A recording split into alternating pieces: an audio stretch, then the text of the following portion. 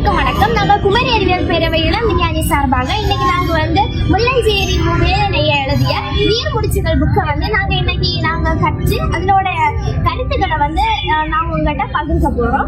So இதுல இந்த புத்தகம் 145 பக்கங்களுடையது. இந்த புத்தகம் 28 தலைப்புகளை கொண்டது. இந்த புத்தகத்துக்கு மதிப்புரை வழங்கியது அன்பு ஐயப்ப சார். இந்த புத்தகத்துக்கு அணிந்துரை வழங்கியது பிரின்சி, அதாவது பழைய யங் சயின்டிஸ்ட். அதுக்கப்புறம் இந்த புத்தகத்திற்கு வாழ்த்துறை வழங்கியது கி விஜயகுமார் சார். அதுக்கப்புறம் இந்த புத்தகத்துடைய ஃபர்ஸ்ட் தலைப்பு என்னன்னா, குமரி மாவட்டத்தின் நீர்வளம் இயற்கையின் கொடை. அதாவது குமரி மாவட்டத்தோட நீர் வளத்தை பத்தி இந்த டாபிக்ல அதிகமா சொல்லப்பட்டிருக்கு. அதாவது குமரி மாவட்டத்தோட நீர் வளம் சொன்னா அதோட ஆறுகள், அதாவது பழையாறு, கோதையாறு, பரணியாறு, தாமிரபரணி ஆறு பற்றி எல்லாம் கொடுத்திருக்காங்க. அது மட்டும் இல்ல, சிற்றாறு 1, சிற்றாறு 2, சிற்றாறு மேல பாய்கிறது என்ற கருத்தை இந்த நூல் சொல்லப்படுது. அது மட்டும் இல்ல, இது அதிக தண்ணீரை சேமிச்சு வச்சு விவசாயத்திற்கெல்லாம் இது கொடுக்குது. அதுக்கப்புறம் இந்த டேங்க்ஸ், அதாவது நம்ம என்ன சொல்லலாம், ஆறுகளை எங்கெல்லாம் அது கனெக்ட் ஆகுது, இந்த மாதிரி தலைப்புகள் கொண்டது இந்த தலைப்பு. அதுக்கப்புறம் நம்ம நீரை எப்படி நல்ல வகையில பயன்படுத்தலாம், நம்ம எப்படி வேஸ்ட் பண்ணாம இருக்கலாம், இந்த மாதிரி கருத்துக்களை இந்த புத்தகம் சொல்லுது. அதுக்கப்புறம் நீர் பிரபஞ்சம், அதாவது நம்ம நீரை எப்படி அதை எப்படி உருவாகுது, அது மட்டும் இல்ல பழைய காலத்துல அவங்க எப்படி இதை யூஸ் பண்ணாங்க, அந்த மாதிரி இதுல சொல்லப்பட்டிருக்கு. அது மட்டும் இல்ல, இது நீர் என்பது அது ஒரு வளம் தான். அது நம்ம எப்படி, அதாவது காற்று இந்த மாதிரி முக்கியமான இடத்துல நீருமே ஒரு முக்கியமான ஒரு பார்ட்டா இருக்கு மனுஷனுக்கு. அது மட்டும் இல்ல, இந்த உலகத்துல உப்பு நீர் 97%, தண்ணீர் ஒரு 3% இருக்கு. ஏன்னா அதிகமா உப்பு நீர் தான் அதிகமா இருக்கு. அது மட்டும் இல்ல, நம்ம ஒரு சின்ன சின்ன ஏரிகள், குளங்கள் அப்படின்னு சொன்னா நம்ம சுனை, அதாவது மணி குஞ்சுகள்ல தான் இது அதிகமா இருக்கும். அடுத்து ஊரு, அதாவது மக்கள் அதிகமா தண்ணீர் பருகிற இடம். அதுக்கப்புறம் நம்ம என்ன சொல்லலாம்னா, அதாவது குளம், அதாவது கிணறு, அந்த மாதிரி இருக்கிறதுல எல்லாம் தண்ணீர் கொஞ்சம் சுத்தமா இருக்கும். அது மட்டும் இல்ல, அது நிலத்தடி நீர் எடுக்கிறது மாதிரி ஒரு சுலபமான வழி. அது மட்டும் இல்ல, அடுத்தது ஒரு ஓடை, இதெல்லாம் இருக்கிறதுனா அது சின்ன சின்ன நீர்நிலைகள். அதுக்கப்புறம் பிற நீர்நிலைகள் அப்படின்னு சொன்னா கடல், குட்டை, அதாவது அதுல எல்லாம் மாணவர்களை குளிப்பாட்டலாம் குட்டையில. அதுக்கு இது பயன்படுத்துது. அடுத்து குமரியின் நீர் சங்கிலி, அதாவது நீரோட தொடக்கம், அதாவது அந்த ஆறு எங்க தொடங்குது, எங்க முடியுது, இந்த மாதிரி விஷயங்கள் இந்த தலைப்புல சொல்லப்பட்டிருக்கு. அது மட்டும் இல்ல, கடல் நீர், அதாவது கடல் மட்டத்துல 1349 மீட்டர் உயரத்துல புதைலை மலையின் மடியில் ஒரு, அதாவது அது முத்துக்குளியல்னு சொல்லுவாங்க. அது இயற்கையின் ஒரு கொடையாக, அதாவது இயற்கை அதிசயங்கள் இது ஒரு. அதுக்கப்புறம் வாட்டர் நெட்வொர்க், அதாவது நம்ம என்ன சொல்லலாம்னா தண்ணீர், அதாவது தண்ணீர் எங்க முடியுது, அதாவது முடிச்சுகள்னு நம்ம இதை சொல்லலாம். அதுக்கப்புறம் இது என்னன்னா, மலையிலிருந்து சில தண்ணீர் வரும், மழை தண்ணீர் அதெல்லாம் சேமிச்சு வச்சு அதை நம்ம ஒரு நல்ல தண்ணீரா யூஸ் பண்ணலாம். இதெல்லாம் தான் நம்ம மலையில இருந்து வர தண்ணீர்னு சொல்லலாம். அதுக்கப்புறம் இதுல அதிகமா இதுல என்ன கொடுத்துருக்காங்கன்னா, நம்ம அந்த மழை நீரை சேமிக்கிறதும் அதை நம்ம பயன்பாட்டுறது யூஸ் பண்றதும் அதை தண்ணீரை சேமிக்கிறது மாதிரி. மாம்பழத்துறையார் கன்னியாகுமரி அணை வரிசையில மிக கடைசியில இருக்க ஒரு முக்கியமான அங்கம் தான் இந்த மாம்பழத்துறையார். இந்த மாம்பழத்துறையார் எங்க இருக்குன்னா, வில்லுக்குடியில இருந்து 3 கிலோமீட்டர் தூரத்துல ஆணைக்கிடங்கு என்ற இடத்துல மாம்பழத்துறையாருக்கு பக்கத்துலதான் இந்த அணை கட்டப்பட்டிருக்காங்க. இது 2007 கட்ட ஆரம்பிச்சு 2010 மக்கள் பயன்பாட்டுக்கு வந்திருக்கு. இதனாலதான் இதை கடைசியாக இருக்க அணைன்னு சொல்றாங்க. அப்புறம் வள்ளியாறு, இந்த வள்ளியாறு கன்னியாகுமரி மாவட்டத்துல உள்ள முக்கியமான ஒரு ஆறு. ஏன்னா இது 6 பள்ளத்தாக்கு வரிசையில இதான் முதல் இடத்துல இருக்குது. இது புதன் டேம்ல போய் கனெக்ட் ஆகுதுன்னு சொல்றாங்க. அப்புறம் இதுல வேற என்ன கொடுத்துருக்காங்கன்னா, நம்ம இந்த பக்கத்துல கரையோரத்துல இருக்க கோவில்கள், அப்புறம் இதோட வரலாறை பத்தி எல்லாம் கொடுத்துருக்காங்க. அப்புறம் நம்ம இயற்கையை நம்ம எப்பெல்லாம் பாதிக்க அந்த மாதிரி கொடுத்துருக்காங்க. இயற்கையை சீண்டினான், நிலத்தினும் பெரிது, வானிலும் உயர்ந்தது, குறுந்தொகை. நம்ம கன்னியாகுமரி மாவட்டம் ஒரு முகத்துவாரம் அப்படின்னா, இது நிலத்துக்கும் கடலுக்கும் நிலவும் கடலும் சந்திக்கும் ஒரு இடம். இது நம்ம கன்னியாகுமரி கல்வியிலும் மனித வள மேம்பாட்டிலும் வந்து ரொம்ப நம்ம வளர்ந்து இருக்குன்னா அதுக்கு முக்கியமான காரணம் என்னன்னு பார்த்தீங்கன்னா நம்ம கன்னியாகுமரியோட இயற்கையும் வளமும் தான் சொல்றாங்க. இந்த இயற்கைய வளமும் நம்ம பத்திரமா பார்த்துக்கணும். இந்த மேற்கு மற்றும் கிழக்கு கடற்கரை வந்து சங்கமிக்கும் இந்த இடத்தெல்லாம் நம்ம வந்து தீபகற்ப முனை அப்படின்னு நம்ம கன்னியாகுமரி சொல்றோம். அப்படின்னா வந்து மேற்கு மற்றும் கிழக்கு கடலுக்கு வந்து சேர்ந்த ஒரு இடம். இந்த இடத்த வந்து இப்ப மாபெரும் சூழலாம் ரொம்ப வந்து சிக்கல்ல வந்து கஷ்டப்பட்டு இருக்கு. அதுல ஒரு காரணம் என்னதுன்னா குன்றுகளின் அழிவு. குன்றுகள் அப்படின்னா என்ன சொல்றாங்கன்னா மலைகளை பத்தி சொல்றாங்க. மலைகளின் அழிவால நம்ம கன்னியாகுமரி ரொம்ப பாதிக்கப்படுது.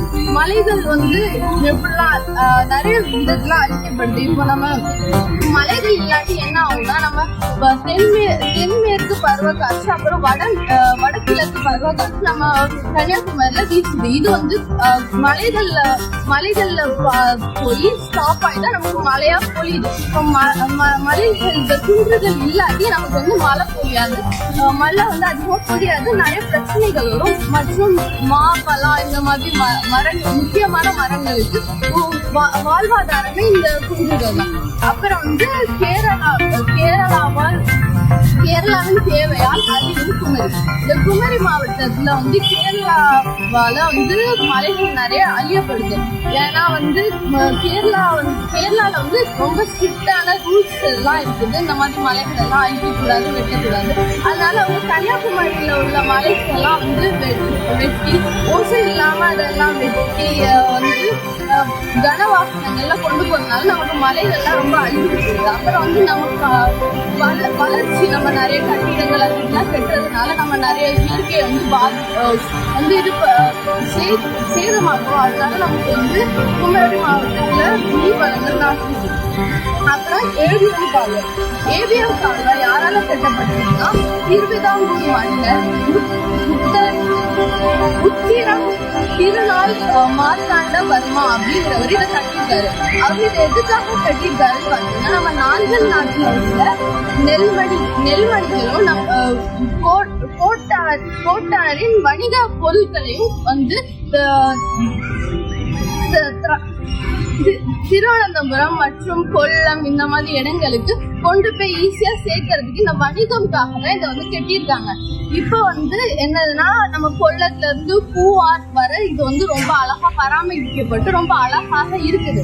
ஆனா அதுக்கப்புறம் இப்ப நம்ம தமிழ்நாட்டுல பொலியூர் அப்புறம் பொலியூர்ல இருந்து புத்தூர் வரை இது வந்து ரொம்ப சேதமாக்கப்பட்டு கட்டிடம் மற்றும் கழிவுகளை கொட்டும் ஒரு இடமாக மாறி இருக்கிறது ஒரு ரொம்ப கஷ்டமான ஒரு உண்மை. அப்புறம் நம்ம வந்து நீர்களை ரொம்ப சேமிக்கணும். அந்த காலத்துல நீர்களுக்காக ரொம்ப கஷ்டப்பட்டாங்க.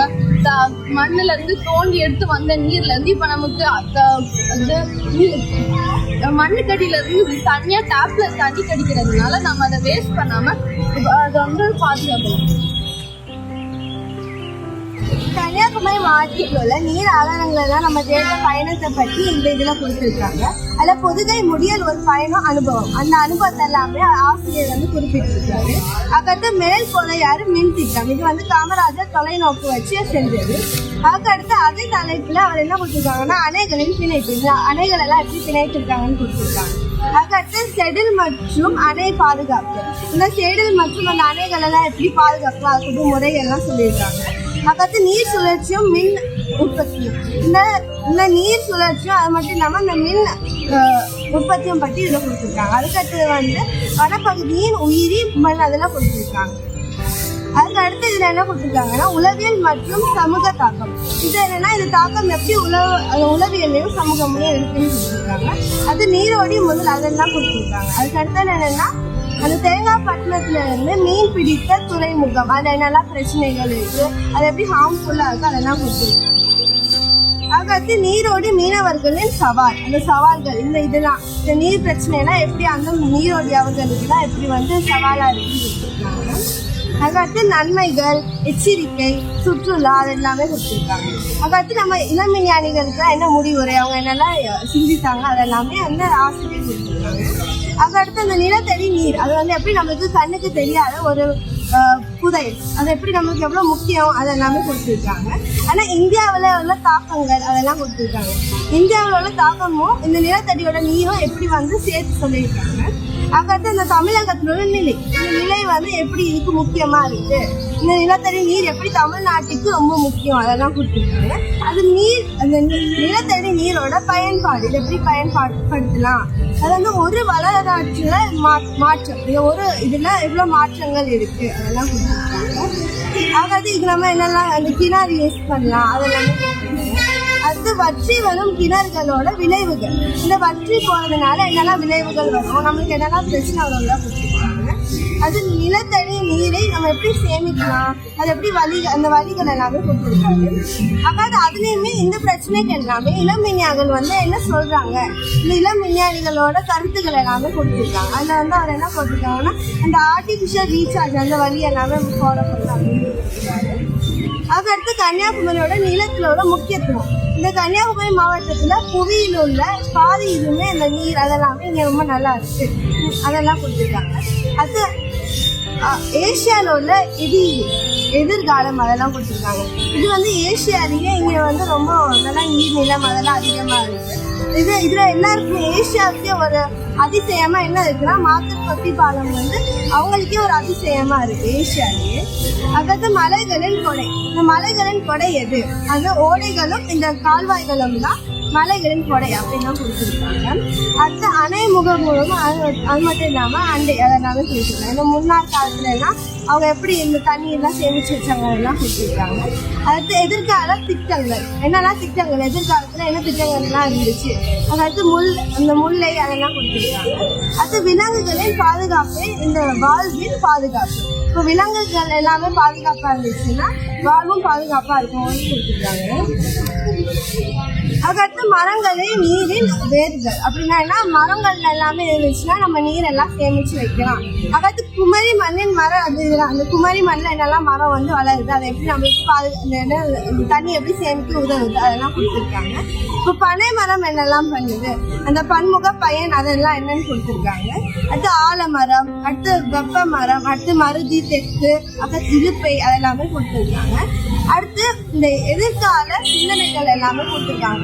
இந்த மாதிரி நிறைய மரம் வளர்த்தா என்னெல்லாம் நம்மளுக்கு கிடைக்கும், ஒரு மரத்தோட பயன்களையும் கொடுத்துருக்காங்க. அதுக்கடுத்து மரங்கள் வந்து இயற்கையின் நீர் மேலார்கள் அப்படின்னு கொடுத்துருக்காங்க. அதுக்கடுத்து என்ன, இளம் விஞ்ஞானிகள்லாம் ஒரு மரமும் வளர்க்கணும் அது மாதிரி அவர் கொடுத்துருக்காரு. அது நம்பிக்கை, அது தியாகம், பெருமை இதெல்லாமே கொடுத்துருக்காரு.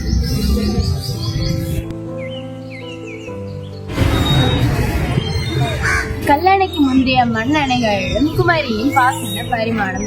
இதில் அணைக்கட்டுகளின் தோற்றம், அதாவது மண் முதல் கல்வரை. முதலாவது மனிதர்கள் மண்ணாலேயே அணைகளை கட்டினார்கள் என்று கூறப்பட்டுள்ளது.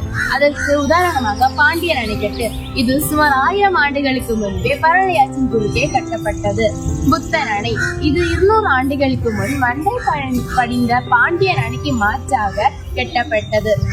இரண்டாவதாக குமரியின் நதி படுக்கைகளும் அணைக்கட்டுகளும். இதில் குளித்துறை அதாவது இதற்கு இன்னொரு பேரும் உண்டு, அதுதான் தாமிரபரணி. திருப்பரப்பு அணைக்கட்டு, அழுவிக்கரை அணைக்கட்டு, பழையாறு படுக்கை போன்றவற்றையும் கூறப்படுகிறது. இது வழியாறும் கூறப்படுகிறது. நவீன கட்டுமானங்களின் எழுச்சி, நவீன முறையில் கட்டப்பட்ட முதல் அறை பேச்சுப்பாறை அணை. இது 1806ஆம் ஆண்டு முதல் 1906ஆம் ஆண்டு வரை கட்டப்பட்டது. இது ஐரோப்பிய பொறியாளர் அலெக்சாண்டர் மின்சின் மேற்பார்வையில் கட்டப்பட்டது. இரண்டாவதாக பென்சாணி அணை, இது 1948ஆம் ஆண்டு தொடங்கி 1953ஆம் ஆண்டு இதன் கட்டுமான பணிகள் முடிவடைந்தது. சிச்சார் 1 மற்றும் 2, இது 1965ஆம் ஆண்டு இதன் கட்டுமான பணிகள் துவங்கி 1977ஆம் ஆண்டு முடிந்தது.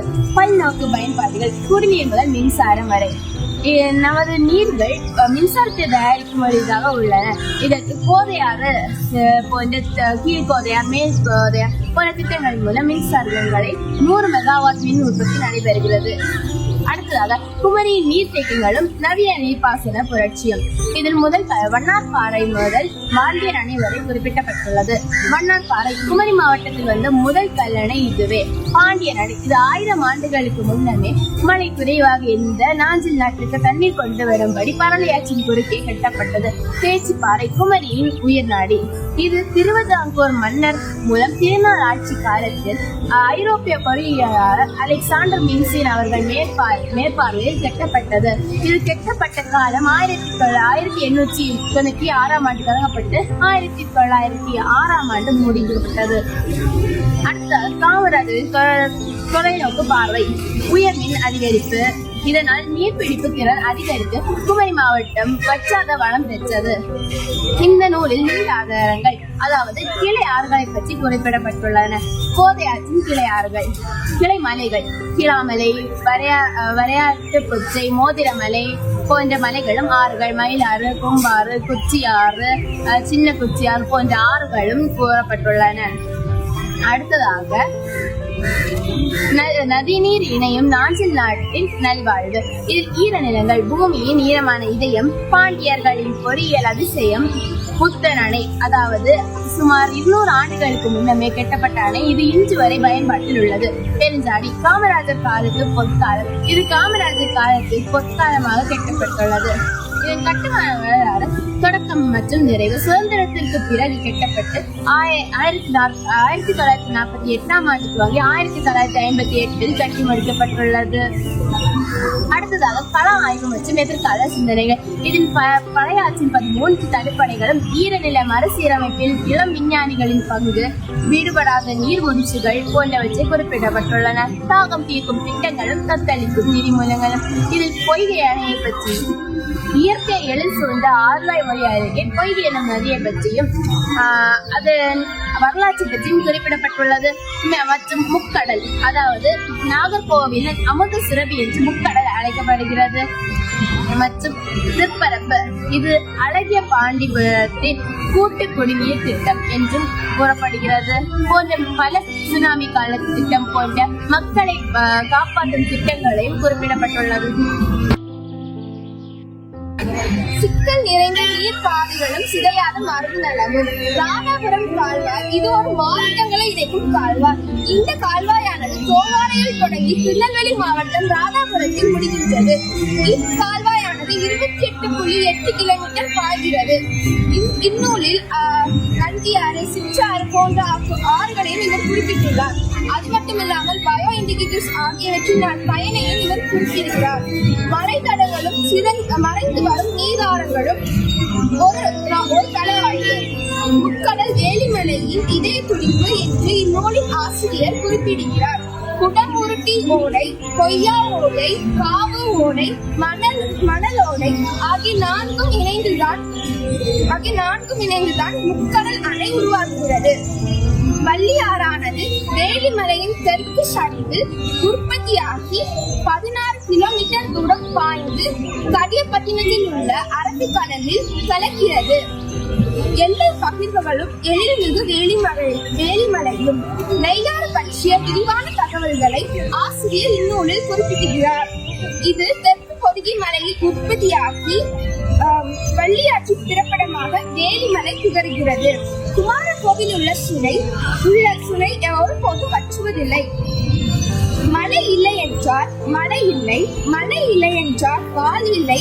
குறிச்சியும் முல்லையும் சிதைந்தால் வள்ளியாறு வற்றி மருத நிலம் பாலைவனமாக மாறும்.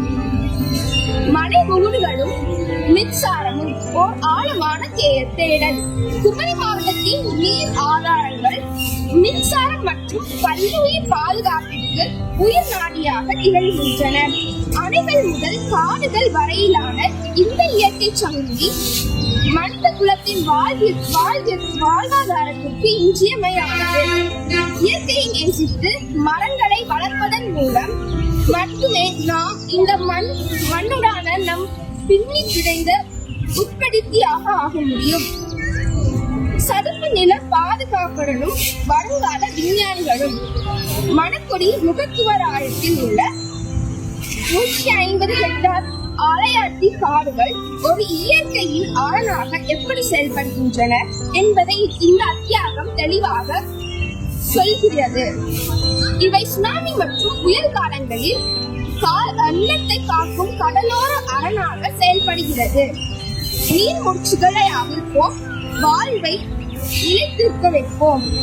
நீரின்றி அமையாது உலகம் என்ற திருவள்ளுவரின் வாக்குப்படி கன்னியாகுமரியில் நீர் இல்லாமல் நம்மளால் வாழ முடியாது. காடுகளை அழிப்பது நாம் அணைகளை உடைப்பதற்கு சமம். காடுகள் நீரின் ஆதாரமாக திகழ்கின்றன.